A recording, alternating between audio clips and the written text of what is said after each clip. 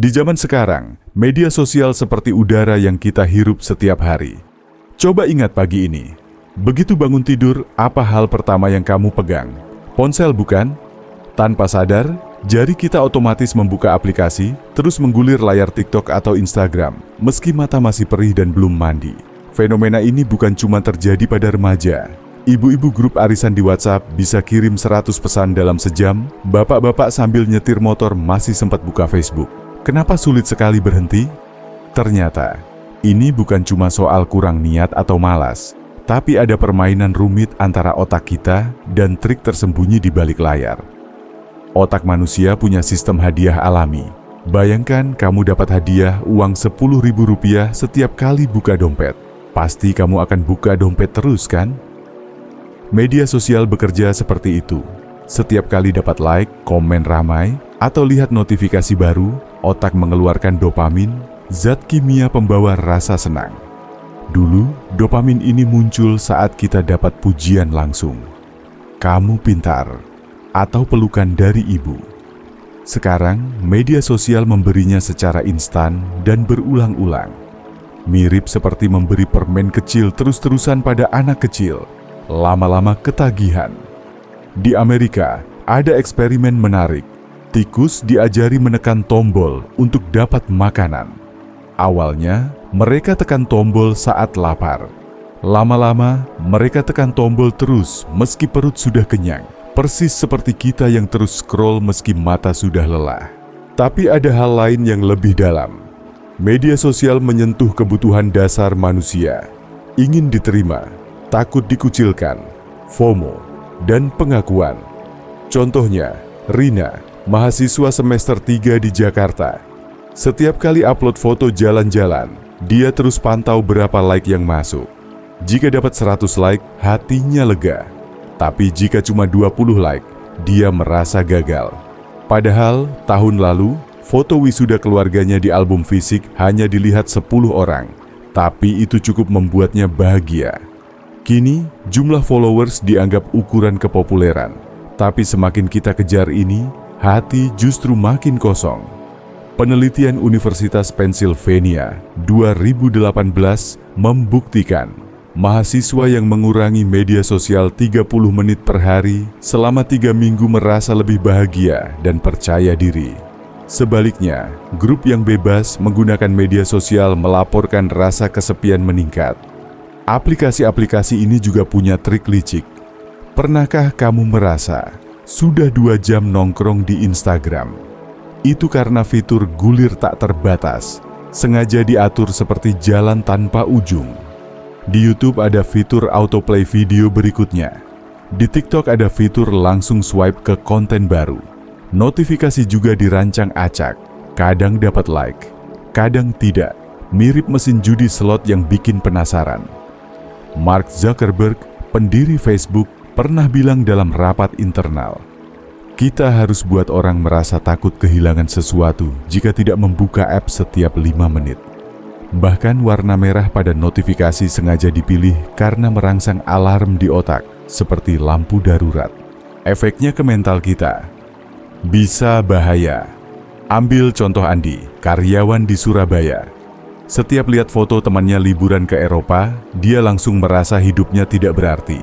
Padahal temannya itu baru saja di PHK dan hanya pamer foto lama.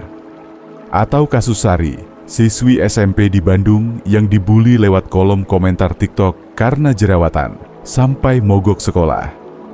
Di dunia nyata, mungkin tak ada yang berani menghina wajahnya langsung. Tapi di media sosial, orang merasa bebas karena bisa bersembunyi di balik akun palsu. Selain itu, otak jadi sulit fokus. Seorang guru di Yogyakarta bercerita, murid-muridnya kini tidak bisa membaca buku 10 menit tanpa membuka ponsel. Saat ujian, mereka lebih terbiasa mencari jawaban cepat ala Google daripada berpikir mendalam. Ini disebut efek Google.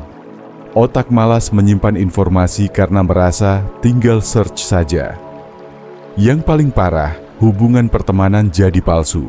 Banyak teman di dunia maya, tapi saat sedih malah chat AI seperti replika atau baca komentar netizen yang kasar. Padahal, menurut psikolog dari UI, Dr. Aulia Rahmi, loneliness di generasi muda meningkat 40% dalam 5 tahun terakhir. Ironisnya, saat media sosial sedang booming. Tapi jangan khawatir, ada cara keluar tanpa harus hapus semua aplikasi. Pertama, kenali trik liciknya. Sebelum buka Instagram, tanya diri, aku mau cari apa? Lihat resep masakan atau cuma iseng? Pasang timer 15 menit biar tidak keasikan. Kedua, buat zona bebas HP, misal di meja makan atau kamar tidur. Pak Budi, sopir angkot di Medan, punya trik unik. Setiap pulang kerja, dia taruh ponsel di kotak sepatu depan rumah. Dari jam 6 sore sampai 8 malam, saya hanya ngobrol sama anak-anak atau main congklak, katanya. Asah juga kehidupan nyata. Kumpul bareng teman sambil tertawa lepas itu lebih menyehatkan daripada dapat 100 like. Di Bali, ada komunitas Jumat tanpa layar yang rutin kumpul untuk masak bersama atau main musik tradisional. Otak kita sebenarnya lebih bahagia saat ngobrol langsung karena dapat hormon oksitosin, zat yang bikin rasa tenang dan nyaman. Kalau lagi bosan, coba ganti kebiasaan scroll media sosial dengan aktivitas analog. Contohnya, Nia, ibu rumah tangga di Semarang, mulai koleksi tanaman hias. Sekarang, tiap lihat tanaman tumbuh subur, rasanya lebih membanggakan daripada dapat like, ujarnya. Yang terpenting, nilai diri kita bukan dari jumlah like atau followers. Bayangkan nenek kita dulu, hidup tanpa selfie, tapi punya banyak cerita bahagia bersama keluarga. Kecanduan media sosial itu seperti kebiasaan makan permen. Sedikit boleh, tapi kalau kebanyakan bisa sakit. Contoh nyata, Ridwan, mantan gamers yang pernah kecanduan streaming 12 jam per hari, kini jadi pengusaha kopi. Saya batasi diri, cek media sosial hanya 2 kali sehari, pagi dan malam. Waktu sisanya untuk pelanggan dan keluarga, katanya. Mulai sekarang, kita bisa lebih pintar mengatur diet digital. Seperti mengatur pola makan, kurangi junk konten, seperti video gosip atau komentar negatif. Perbanyak makanan bergizi seperti tutorial keterampilan atau konten inspiratif. Ingat, teknologi harusnya jadi alat, bukan majikan. Seperti kata pepatah, jangan sampai kita jadi burung yang terpesona oleh gemerlap sangkar emas, sampai lupa bahwa sayap kita bisa terbang lebih bebas.